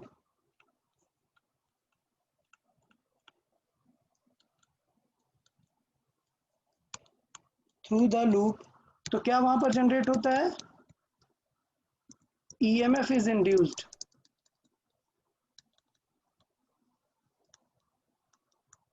दस द करंट, मैंने शॉर्ट में लिखा हुआ है, ठीक है? आप एनसीईआरटी बुक फॉलो करेंगे, उसमें बहुत डिटेल में लिखा है, आप वहां से एक बार रीड कर सकते हैं। मैंने जस्ट सिंपल स्टेप लिखा है। क्या? फ्लक्स चेंज होगा इसलिए ईएमएफ इंड्यूस होगा, इसलिए करंट इंड्यूस होगी। ठीक है, हम Yes. वर्किंग की बात कर लेते हैं कि किस तरीके से काम हो रहा है। तो नंबर 1 स्टेप फर्स्ट कि हम जो एक्सेल को रोटेट करते हैं, एक्सेल को मैकेनिकली रोटेट करते हैं, एक्सेल को मैकेनिकली रोटेट करते हैं। तो ये जो एक्सेल है यहाँ पर, ये ब्लैक वाला, इसको रोटेट करते हैं मैकेनिकली। कैसे भी कर सकते हैं, किसी भी तरीके से आप उसे रोटेट कर सकते हैं। अगर वो रोटेट होगा, एक्सेल रोटेट होगी, तो पूरा आर्मेचर कॉइल उसके साथ कनेक्टेड है, वो भी रोटेट होगी, मतलब वो जो लूप है, क्लियर, वो भी रोटेट होगा। दैट मीन्स कंडक्टिंग लूप और कॉइल विल रोटेट होने की वजह से क्या होगा? Change in angle between what? Magnetic field and area vector. Clear? Yes, sir. वहां पर उनके चेंज होने से क्या होगा? ईएमएफ इंड्यूस हो जाएगा। EMF induced, EMF is induced, thus the current. अब थोड़ा सा और डिटेल हम देखते हैं। क्या? कि इसमें 2 स्लिप रिंग्स होती हैं। स्लिप रिंग्स क्या होती हैं? एक्सेल के साथ कनेक्टेड होती हैं। स्लिप रिंग क्या चीज है? एक्सेल के साथ कनेक्टेड रहती हैं, और लूप के जो 2 वायर हैं, एक वायर R1 से कनेक्टेड होगी और एक वायर R2 से कनेक्टेड होगी। सो स्लिप रिंग्स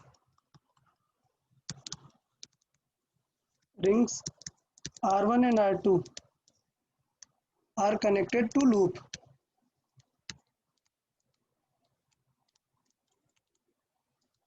तो इसका मतलब लूप में जो करंट आएगी वो R1 R2 के थ्रू आएगी। और जो ब्रूसेस लगे हुए हैं, ब्रूसेस क्या है? ये जो रिंग को टच कर रहे हैं, ये बेसिकली क्या काम करते हैं? इससे करंट इस वायर में लाने का ट्राई करते हैं। सो ये कंडक्टिंग ब्रूसेस के थ्रू करंट क्या होती है? हमारे आउटपुट सोर्स की तरफ आ जाती है। ठीक है, सो थ्रू ब्रूसेस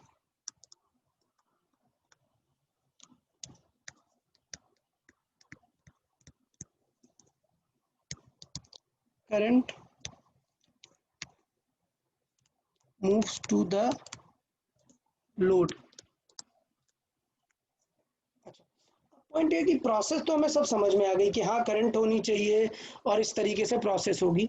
अभी दिक्कत ये कि ये एसी करंट कैसे बन गई, ये हमें समझना है कि एसी करंट कैसे बन गई। ये हमारा मेन कोर टारगेट है। तो देखें एसी करंट कैसे बन गई। मैं यहाँ पे समझाता हूँ आपको कि एसी करंट कैसे बन गई। यहाँ पे हमारा क्या आपने था? बताया था हाँ, इससे पहले लेक्चर। इससे पहले ही जस्ट, बट फिर से एक बार देख लेते हैं। ये नॉर्थ है, ये साउथ है, और हम इस लूप को घुमा रहे हैं। लेट से इस तरीके से घुमा रहे हैं। अच्छा, याद आया, ओके, मुझे याद आया। अभी इसमें से कोई भी फ्लक्स पास हो रहा है क्या? नहीं, क्योंकि लाइन सारी स्ट्रेट है। जब ये रोटेट हो जाएगा, मतलब ऐसा परपेंडिकुलर हो जाएगा एग्जैक्ट, उस सिचुएशन में क्या होगा? तो पहले मैं देखता हूँ at t is equal to 0, flux क्या है? 0। At t is equal to, मैं मान लेता हूँ फुल रोटेशन, फुल रोटेशन जो है कितने टाइम का है? 180 डिग्री। टाइम टी का है, पूरा 360 डिग्री का टाइम टी है। तो 90 डिग्री के लिए कितना होगा? T/4। T/4। तो जब ये स्ट्रेट हो जाएगा T/4 बाद, तो फ्लक्स सबसे ज्यादा मैक्स हो जाएगा ना, हाँ तो मतलब उस समय मैक्स करंट होगी। और फिर जब ये वापस T/2 तक पहुंचेगा 0। तो जीरो। फिर से फ्लक्स क्या हो जाएगा? 0। क्लियर? हम्म। तो इस तरीके से हमने सिचुएशन बताई। फिर जब ये नेक्स्ट पीछे की तरफ जाएगा तो अब फिर ये करंट रिवर्स अपोजिट हो जाएगा। डायरेक्शन में आ जाएगी, रिवर्स आ जाएगी। तो इसका मतलब ये ग्राफ कुछ इस तरीके से बनेगा करंट का कि फर्स्ट T/4 तक मैक्स करंट, क्लियर, ये हाँ। T/4 तक, फिर वापस 0 T/2 तक, फिर नेगेटिव, और फिर फुल, सर नेगेटिव मतलब विद रिस्पेक्ट टू डायरेक्शन। या विद रिस्पेक्ट टू डायरेक्शन। तो पहले ईएमएफ क्लॉकवाइज देगा और बाद में एंटी क्लॉकवाइज देने लगेगा, तो इसलिए ये पॉजिटिव बन जाता है और ये नेगेटिव ईएमएफ आ जाता है यहाँ पर। तो वन फुल रोटेशन में पहले पॉजिटिव आता है और अब वो लूप नीचे की तरफ जाने लग गया है, ठीक है। तो करंट उसमें क्या होती है? रिवर्ट हो जाती है। ये बिल्कुल ऐसा केस है ना, आपको ये वाला बताया ना पूरा, ये मैग्नेटिक फील्ड है। जब लूप अंदर जाता है तो करंट अलग होती है और जब ये बाहर आने लगता है तो करंट रिवर्स हो जाती है। सर इस केस में डायरेक्शन ऑफ करंट कैसे फाइंड करेंगे? डायरेक्शन ऑफ करंट कैसे फाइंड करोगे यार? ठीक है, बताओ डायरेक्शन ऑफ करंट कैसे फाइंड करेंगे जब ये 90 डिग्री होगा? जब ये 90 डिग्री होगा magnetic field left to right जा रही है, ठीक है। पहले फ्लक्स था 0, अब फ्लक्स बढ़ गया, तो यार हमारा जो करंट होगी वो फ्लक्स को क्या करने का ट्राई करेगी? डिक्रीज करेगी ना। सो डिक्रीज करेगी तो मतलब किस तरफ मैग्नेटिक फील्ड डालना पड़ेगा उसे? इस तरफ। हाँ हाँ सर। सर। तो अगर इस तरफ मैग्नेटिक फील्ड है तो अगर मैं राइट साइड से देखूं तो मुझे कैसी करंट दिखेगी? क्लॉकवाइज। क्लॉकवाइज। हाँ सर। समझ आ गया? हाँ सर। ओके, ठीक है। तो इस तरीके से हम जो है ये एसी जनरेटर के बारे में बात कर सकते हैं। अब यहाँ पर देखो ये स्प्लिट रिंग्स, स्लिप रिंग्स का काम क्या है? स्लिप रिंग का काम है कि जो वायर एक बार ए कनेक्टेड है R1 से तो ए ही कनेक्टेड रहेगा R1 से। मतलब कुछ ऐसा होता है, देखो आप स्लिप रिंग के अंदर देखोगे ना, मैं यहाँ पे बना देता हूँ, ये एक स्लिप रिंग है। वायर जो होती है ऐसे टच रहती है, आप अगर देखें ये वायर जो है ऐसे टच रहते हुए ही रोटेट होती रहती है।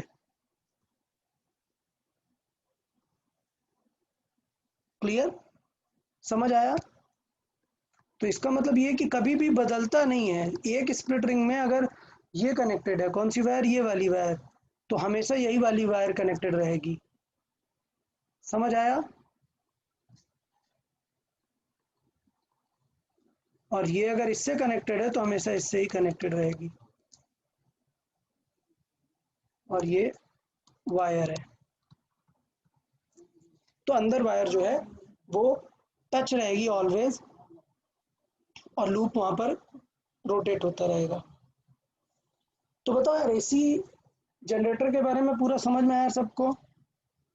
सर ब्रशेस का क्या फंक्शन है? ब्रेसेस का फंक्शन है कि अभी देखो वायर से करंट किन के पास आएगी? वायर से करंट आएगी इसके पास, स्लिप रिंग के पास, और स्लिप रिंग से ब्रशेस टच करता रहेगा ऑलवेज। ब्रशेस ऑलवेज क्या कर रहा है? टच कर रहा है स्लिप रिंग को। सो ब्रशेस क्या करेगा? करंट पास करता जाएगा। जैसे ही स्लिप रिंग को मिली करंट, ब्रश ने टच करके रखा हुआ है उसे, सो ब्रश के थ्रू, वायर के थ्रू करंट पास हो जाएगी। हाँ सर, समझ। मतलब वायर्स की टैंगलिंग नहीं होनी चाहिए इसलिए। हाँ, ओके। हाँ सर।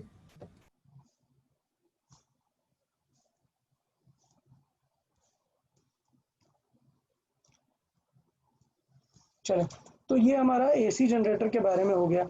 अभी इसका फॉर्मूला भी देख सकते हैं कि करंट कैसे निकालते हैं, बट उतना कुछ पॉइंट है नहीं, आप लोग को ऑलरेडी पता है कि ईएमएफ एक लूप में से कैसे निकाल सकते हैं। सर तो फिर after every half rotation current की डायरेक्शन चेंज होगी ना? करंट की डायरेक्शन चेंज होगी आफ्टर हाफ रोटेशन, करंट की डायरेक्शन चेंज होगी। सो आफ्टर 180 डिग्री और t/2 direction of current will change.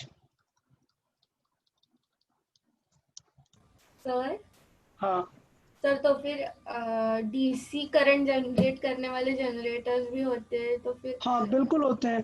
सो उनके लिए क्या सिचुएशन होगी, उनके लिए ये रिंग को हम ऐसा ट्राई करेंगे कि जब ये रिंग में पॉजिटिव आ रहा था, ठीक है, और इसमें नेगेटिव आ रहा था, थोड़ी देर बाद इसमें नेगेटिव आ गया, इसमें पॉजिटिव आ गया, तो हमें 180 डिग्री के बाद फिर से उल्टा हाँ, फिर से उल्टा कर देंगे। उल्टा नहीं कर सकते, ऐसे बताते हैं क्या करेंगे, कनेक्शन बदल देंगे। मतलब अभी इसको प्लस मिला, इसको माइनस मिला, एसी में है मतलब इसे अब माइनस मिलेगा और इसे प्लस। डन। अगर आपने ये वायर इससे कनेक्ट कर दी सेकेंड हाफ के बाद, तो ये वायर ऑलवेज प्लस में आ जाएगी ना। आप समझ रहे हो मैं क्या कह रहा हूँ? पहले था हाँ। प्लस, ये था हाँ। माइनस, ये वायर थी प्लस पे। अब जब ये वायर माइनस हुई और ये वायर प्लस हुई, आपने इस वायर को इससे कनेक्ट कर दिया प्लस वाले से, तो इसको कभी फील ही नहीं हुआ कि ये नेगेटिव हुआ, इसे हमेशा क्या फील आई कि ये ऑलवेज पॉजिटिव था। तो वो सेटअप अभी हम एक्सप्लेन करेंगे कि क्या करते हैं मतलब वहाँ। सर मैं एक्सप्लेन करता हूँ जस्ट। एसी जनरेटर समझ आया? हाँ सर हाँ हाँ सर सर। बस एक सेकेंड, डीसी जनरेटर देख लेते हैं नेक्स्ट।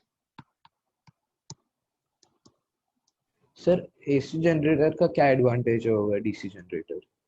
यार बहुत सारे एडवांटेज हैं, मतलब एसी के इतने ज़्यादा एडवांटेज हैं कि अभी आप पूछो मत। मतलब ये पूरा एक बहुत बड़ा एक 20 इयर्स का पूरा वॉर था एडिसन और टेस्ला के बीच में। टेस्ला एसी करंट को प्रेफर कर रहा था और हाँ एडिसन डीसी करंट को। एट द एंड ये पता चला कि डीसी करंट कॉमर्शियली इतना हेल्पफुल नहीं है। क्यों? वो क्योंकि बहुत डीसी हीट करंट लॉस में करता है इसलिए। हाँ पोटेंशियल फिक्स रहता है, पोटेंशियल आप चेंज नहीं कर सकते हो। और इसमें क्या है, हम पोटेंशियल को कंट्रोल कर सकते हैं। तो सपोज जब हमें एक सिटी से दूसरे सिटी भेजना था करंट को, तो हमें पता है वायर में I²R का लॉस होता है। हाँ तो हम क्या हीट। करते हैं, करंट कम करके भेजते हैं, और बाद में एक डिवाइस आती है ट्रांसफार्मर, उसके थ्रू अभी हम पढ़ेंगे ट्रांसफार्मर, मतलब जब हम नेक्स्ट लेक्चर में म्यूचुअल इंडक्शन पढ़ेंगे उसके बाद हम ट्रांसफार्मर भी पढ़ेंगे। तो ट्रांसफार्मर इसको फिर से करंट को बढ़ा देता है। तो एसी में ये बहुत अच्छी बात थी। और कॉमर्शियली बहुत सारे जो अप्लायंस हैं, बहुत सारी मोटर्स हैं, वो एसी पे ही बेस्ड होती हैं। सो डीसी मोटर जो है उतना एफिशिएंसी नहीं रहती उनमें। तो एसी एफिशिएंसी वाइज बहुत सारी प्रॉपर्टीज हैं। चले डीसी जनरेटर की बात कर लेते हैं, स्ट्रक्चर देख लेते हैं, तो इसमें ज़्यादा कुछ हमें लिखना नहीं पड़ेगा।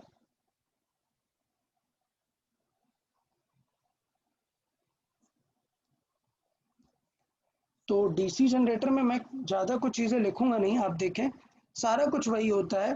सिर्फ एक एक्स्ट्रा चीज़ आती है, वो मैं लिखता हूँ। इंस्टेड ऑफ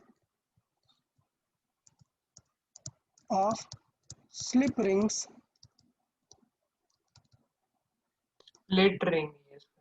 हाँ, instead of slip rings used in AC,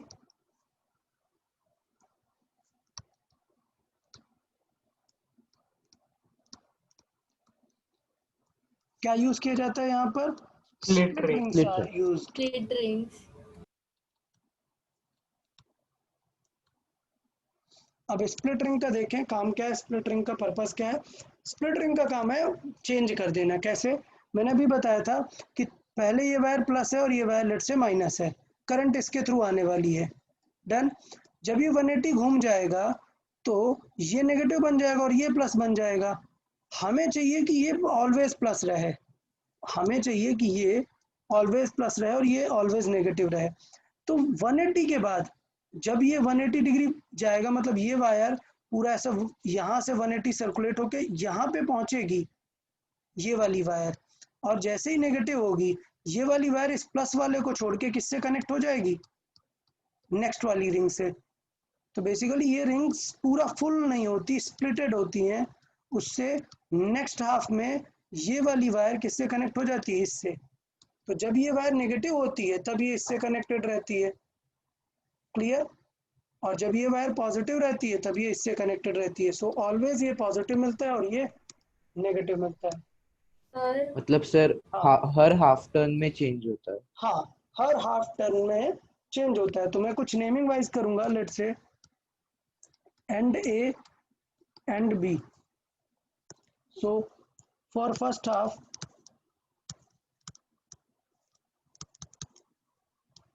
for first half rotation देखिए, for first half rotation name दे देते हैं थोड़ा सा। स्प्लिट रिंग, ये S1 है, ये S2 है, और ये ब्रूसेस हैं B1 एंड B2। तो फर्स्ट हाफ के लिए ए कैसा है, लेट्स से ए है पॉजिटिव, तो बेटा स्प्लिट रिंग S1 कैसी होगी, पॉजिटिव, क्लियर।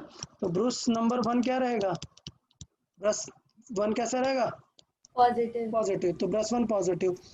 अब सेकेंड हाफ के लिए देख लेते हैं। सेकेंड हाफ में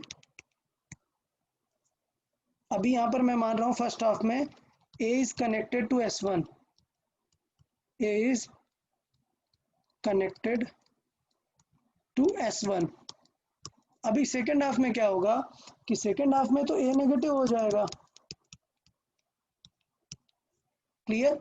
बट स्प्लिट रिंग की वजह से A वाला पॉइंट अब किससे कनेक्ट हो गया है, S2 से। But A is connected to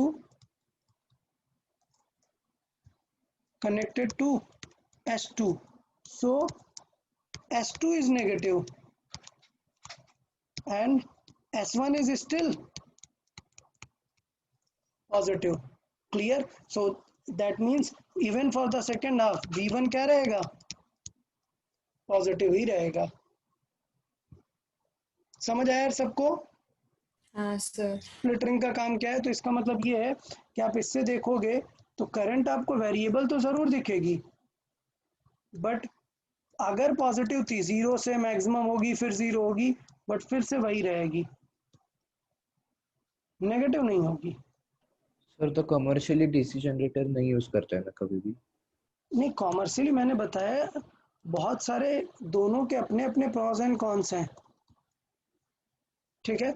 मैं बोल रहा हूँ बहुत सारी कॉमर्शियल मोटर्स में, मतलब जो हम बात करते हैं बहुत बड़े ये हैं जहाँ पे बहुत सारे ये वर्किंग इंडस्ट्रियल जो मशीनरीज हैं वो एसी ज़्यादा सपोर्ट करती हैं, ठीक है। इसका मतलब ये नहीं है कि डीसी मोटर होगी ही नहीं, डीसी भी मोटर्स रहेंगी, बट एसी मोटर्स ज़्यादा रिलायबल हैं, एफिशिएंसी ज़्यादा है as compare to DC motors, ठीक है।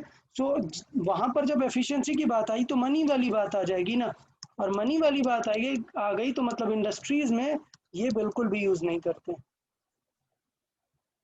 ठीक है। किसी को स्पेसिफिक पर्पस के लिए चाहिए तो ये ध्यान देना पड़ेगा। अब एक प्रॉब्लम है क्या कि हमारे बॉडी की जो सेंसिटिविटी होती है वो डीसी के लिए कम होती है, एसी के लिए ज़्यादा होती है, क्योंकि एसी क्या होती है, फ्लक्चुएट होती है, प्लस माइनस वेरी करती है। मतलब अगर हमें एसी टच हो गया तो हमें बहुत शॉक लगेगा, बट डीसी पे नहीं लगेगा शॉक। तो इसका मतलब जहाँ पे सेफ्टी बहुत बड़ा कंसर्न है, money is not an issue, तो वहां पर फिर हम क्या ले जाते हैं, डीसी वाली मोटर्स यूज करते हैं। DC motors are more expensive. हाँ, मोर एक्सपेंसिव रहेगी, और Okay. जो वर्किंग कॉस्ट है वो काफी ज्यादा रहेगा, डीसी महंगी भी पड़ती है। मतलब मेंटेनेंस और वर्किंग, ये जो घर पे बिल आता है बिजली का, एसी के लिए ओके, बहुत ही मतलब cheap होता है, ज्यादा DC के कंज्यूम लिए, करते हाँ हैं। डीसी के लिए बहुत ही ज्यादा कॉस्टली है। बट एक चीज ये भी है, डीसी आप सेव करके रख सकते हो, एसी सेव नहीं कर सकते। मतलब एसी सबके मैंने बताया अपने प्रॉस एंड कॉन्स हैं। डीसी को सेव नहीं कर सकते, सॉरी डीसी को स्टोर करके रख सकते हो, एसी को स्टोर नहीं कर सकते। स्टोर कैसे करके रखेंगे? मतलब बैटरी में स्टैटिक चार्ज होता है ना, तो आप अपने घर पे एक बहुत बड़ी बैटरी लो और जहाँ पे आप करंट बना रहे हो वो करंट दे दो बैटरी को, अब बैटरी ने सेव कर लिया, जब भी जरूरत होगी आप बैटरी से मांग लो।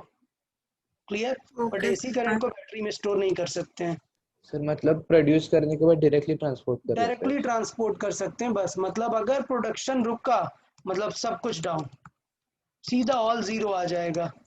एक सर बार एसी का प्रोडक्शन रुका मतलब ऑल जीरो। हाँ सर प्रोडक्शन रुका मतलब वो इलेक्ट्रॉन्स का ऑसिलेशन बंद हो जाएगा, फिर करंट। हाँ नहीं, मतलब करंट जैसा जनरेट कर रहे हैं ये प्रोडक्शन, ये जनरेटर अगर बंद हो गया, अभी देखो हमें क्या करना है, ये आर्मेचर कॉइल घुमाना है ना।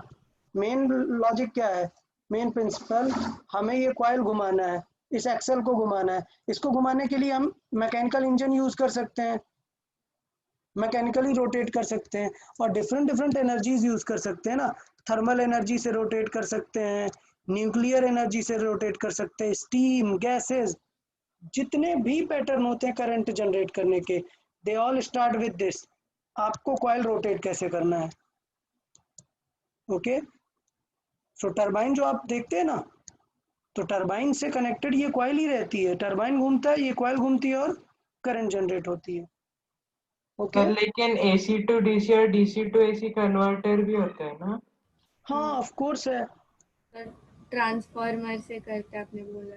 ठीक है। तो पॉइंट ये है कि कोई मीनिंग नहीं है ना डीसी को स्टोर करके रखना, मैंने बताया ना बैटरीज चाहिए। हाँ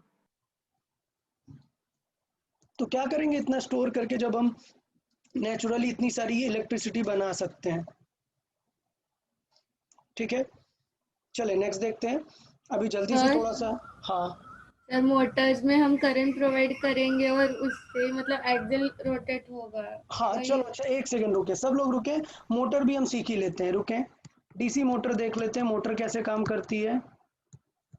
एक मिनट रुके और मोटर के बारे में भी डिस्कस कर लेते हैं, तो आज का मोस्टली पार्ट हमारा यहाँ पे कंप्लीट हो जाए। रुके देख लेते हैं मोटर का स्ट्रक्चर। सर मोटर में भी आर्मेचर कॉइल होती है। सारा सेम होता है, बिल्कुल सिमिलर होता है, बस थोड़ा सा आइडिया अलग है। ये इनवर्स ऑफ जनरेटर है, ठीक है। Generator left versus hand rule motor, ना सर? हाँ जनरेटर वर्सेस मोटर देखें, वर्सेस मोटर। जनरेटर में क्या यूज करते हो, कॉइल घुमाते हो, कॉइल को रोटेट करते हो एनर्जी देके। कॉइल रोटेट होने से क्या चेंज होता है, फ्लक्स चेंज होता है, और क्या जनरेट होता है वहां पर, EMF। ईएमएफ जनरेट होता है, और ईएमएफ जनरेट होने से क्या जनरेट होती है, करंट। करंट। अब देखना मोटर में, मोटर मतलब जो घर पे हमारे मोटर होती है उसको हम स्विच से कनेक्ट करते हैं ना, प्लग। तो पहला काम करते हैं हम करंट फ्लो कराते हैं, तो करंट प्रोवाइड की जाती है उसे। क्लियर? तो इसका मतलब ये हो गया कि लूप इज हैविंग, नहीं सॉरी, करंट प्रोवाइड किया, इसका मतलब वो बन गया current carrying loop, current carrying loop. अब याद है ना, एक मैग्नेटिक फील्ड में रखा हुआ है वो। क्लियर? सो अगर मैग्नेटिक फील्ड में लूप रखा है तो याद है हमने बताया था नेट फोर्स कितना लगेगा, जीरो। बट यही एग्जैक्ट यही सिनेरियो समझाया आप लोगों को, तो मैं डिटेल में नहीं जा रहा हूँ। क्या लगेगा वहां पर, टॉर्क नॉन जीरो होगा, टॉर्क लगेगा, and this torque will rotate the coil, rotate the coil. Clear? तो इसका मतलब हमें यही तो चाहिए ना, हमने इसमें क्या किया है, इसमें रोटेट किया है, कॉइल को रोटेट किया है, और अचीव क्या किया है, करंट। हमने इसमें करंट दी है और अचीव क्या किया है, रोटेशन। रोटेशन। पॉइंट समझ में आया दोनों में डिफरेंस? हाँ सर।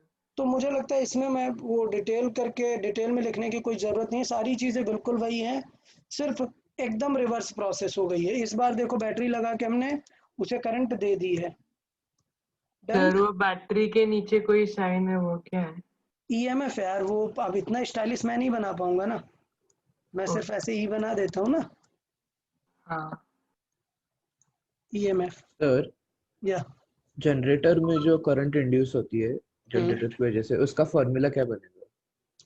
अरे कोई बात नहीं, चलो इसको भी देख लेते हैं। देखें, तो अगर ईएमएफ जो बनता है, यहाँ पर जो ईएमएफ का फार्मूला आता है वो आता है N A, N number of loops, A हमारा वो जो कॉइल है, आर्मेचर कॉइल है, उसका area, N A B omega, ये आता है maximum possible EMF, E max.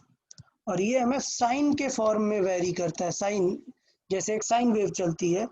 तो इसलिए इस ईएमएफ को अगर मुझे फंक्शन लिखना है तो मैं लिखूंगा N A B omega sine omega T. ज़्यादा आप टेंशन नहीं ले कि ये क्या है, ये सिर्फ एक फंक्शन बना रहा है। तो जो करंट आएगी वो एक वेरिएबल करंट आएगी, which will look like N A B omega by R into sine omega T. तो इसीलिए मैंने ये नहीं बताया आपको, क्योंकि उतना रिक्वायर्ड नहीं है आपको फंक्शन वगैरह यहाँ पर डिस्कस करना। साइन क्या है, ये एक इस वेव का फंक्शन है कि ये वेव साइन के फॉर्मेट में मूव करेगी, और ये इसकी मैक्सिमम वैल्यू है, जहाँ पे एन मतलब सर, क्या है, एन क्या है, सर हाँ। सर मतलब अगर मैक्सिमम करंट चाहिए तो उसके लिए क्या इंश्योर करना पड़ेगा? साइन थीटा 1 होगा। इंश्योर क्या करेंगे, t/2 पर जब वो 90 डिग्री होगा तब सबसे ज्यादा मैक्स करंट होगी। नहीं sir, like area of loop क्या चाहिए वैसे in that अच्छा, case? ये चार चीजें हाँ। जितनी बढ़ा पाओगे उतना मैक्स आ जाएगा। एन नंबर ऑफ टर्न्स है, ए एरिया है, तो जितना बड़ा आपका कॉइल होगा, जितना ज्यादा लूप्स होंगे, जितना ज्यादा मैग्नेट स्ट्रांग होगा, और जितना ज्यादा घुमाएंगे उसे एंगुलर स्पीड से, उतनी ही ज्यादा करंट आप बना सकते हैं। समझ आया? सर, और ज्यादा एरिया के लिए कौन सा शेप प्रेफरेबल होता है? नहीं, शेप स्क्वायर प्रेफरेबल होता है, सबसे ज्यादा अच्छा एरिया कवर करता है स्क्वायर, ये कम करेगा ना। ओ हाँ। हाँ सर।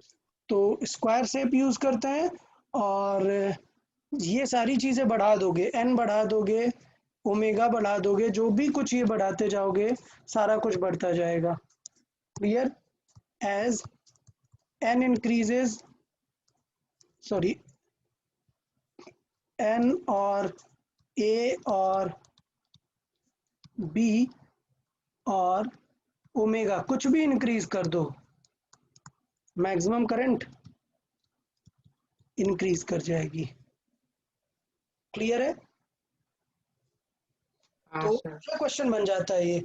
कई बार ऐसे क्वेश्चन अब बनेंगे, अभी आपने फॉर्मूला पूछ लिया है तो अब मैं क्वेश्चन एग्जाम में रख सकता हूँ कि अगर मुझे करंट कहीं पे डबल चाहिए, बट मेरा सिस्टम ऑलरेडी रेडी है, मतलब सेटअप ऑलरेडी बन चुका है, नंबर ऑफ लूप्स फिक्स है, एरिया फिक्स है, मैग्नेट फिक्स है, तो मुझे क्या करना चाहिए, क्या मैं मेंटेन कर सकता हूँ, स्पीड, डबल स्पीड से रोटेट कराऊंगा तो डबल अमाउंट ऑफ करंट मिल सकती है। क्लियर? Yes sir. हाँ, तो ये फिक्स हो जाते हैं, एन ए बी, ये तो बिल्कुल फिक्स होते हैं, सिर्फ ओमेगा को ही हम बदलते रहते हैं, क्योंकि ये तो एक स्ट्रक्चर है ना, बार बार थोड़े ना कॉइल को ओपन करके उसमें लूप्स बढ़ाते रहोगे। इसलिए इसलिए कभी एक सिंगल वायर यूज नहीं करते हैं। आप देखना, बहुत ही पतले पतले बहुत सारे थ्रेड्स यूज करते हैं। हाँ कभी आपने कोई कॉइल देखी हो फैन की या किसी भी मोटर की, तो आप हाँ उसमें, सर, वो प्रोजेक्ट के मोटर के अंदर की। हाँ, उसमें मटेरियल के अराउंड बहुत बहुत ही थिन थ्रेड्स होते हैं, जिससे नंबर ऑफ लूप्स आप बढ़ा सकें। Okay, yes. ये तीनों चीजें समझ में, डीसी जनरेटर और डीसी एसी में कैसे चेंजेस आने हैं, और मोटर का क्या काम है, मोटर कैसे वर्क कर रही है। हाँ सर। मोटर का हाँ मेन सर। प्रिंसिपल अगर मैं लिख दूं, मेन प्रिंसिपल क्या है बताएं, मेन प्रिंसिपल एग्जैक्टली किस सेट पे काम कर रहा है ये, तो ये फैक्ट पे काम कर रहा है कि अगर मैग्नेटिक फील्ड लगा देते हैं तो टॉर्क मिलता है उसे। Clear? A current carrying loop, so a current carrying loop basically feels a torque. Okay, so a current carrying loop experiences a torque in a uniform magnetic field.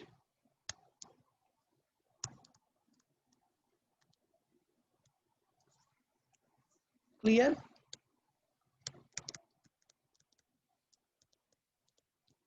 Principal हमारा just वही straight है, उसमें कुछ ज़्यादा problems नहीं है.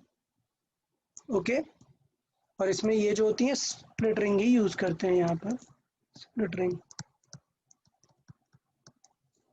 क्योंकि DC की बात हम कर रहे हैं. डन. हाँ सर. सर अगर स्लिप रिंग यूज किया तो कैसे होगा? स्लिप रिंग यूज करेंगे तो वेस्ट हो जाएगा ना, फिर वो लूप में करंट ही नहीं आएगी ना, करंट को ऐसे पाथ बनाना पड़ेगा.